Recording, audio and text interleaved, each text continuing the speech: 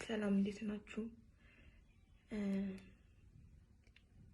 ሰሞኑን በተደረገው ነገር ላይ ትንሽ አስተያየት መስጠት ስለፈለኩኝ ነው። ዝም ማለት ስላልፈለኩኝ ነው። አላስቻለኝም እና ማለት የምፈልገው ነገር ምንድነው? ህፃናት ከእናታቸው ሆድ ሲወጡ የሚረጋጉት የእናትና የአባታቸውን ድምጽ ሲሰሙ ነው። ማለት ልጆቹ ማልቀሳቸው የሚያቆሙት አንድ የሚያውቁት ድምጽ ነው። ያን ድምጽ ሲሰሙ ይረጋጋሉ። እምነት ስለሚኖራቸው እነዛ ያ ድምጽ አይጎዳኝም ብሎ ስለሚያስቡ የአባቴ እናታቸው ድምጽ ማለት ነው። እና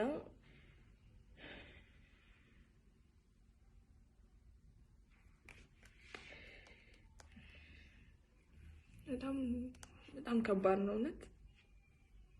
እንደዚህ በየቀኑ እምነታቸውን እኛ ላይ የሚጥሉት ህፃናት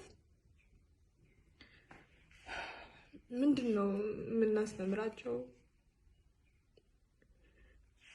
ልጆች እኮ ወላጆቻቸው የሚሳሳቱ እንኳን አይመስላቸው።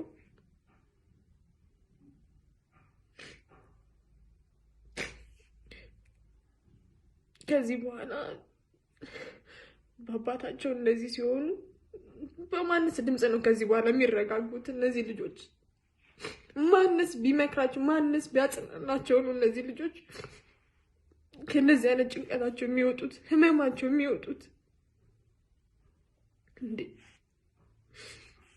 የትኛውም አይነት ካሳ ቢካሳቸው እነዚህ ልጆች ያንስባቸዋል። ምንም አይነት ቅጣት አንዳንዴ ፊዚካሊ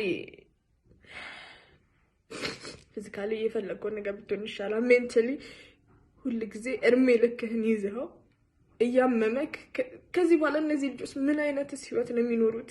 ማንንስ ነው የሚያምኑት? ከዚህ ይሄ እንደዚህ አይነት ክደት ከደረሰባቸው በኋላ ከማን ጋር ነው የሚኖሩት? ምን አይነት ሰውስ ነው የሚሆኑት እነዚህ ልጆች?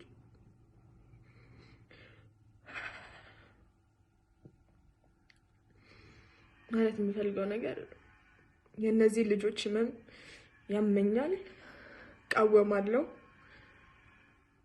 ሁላችንም ለነዚህ ልጆች ልንቆምላቸው ይገባል። ሁላችንም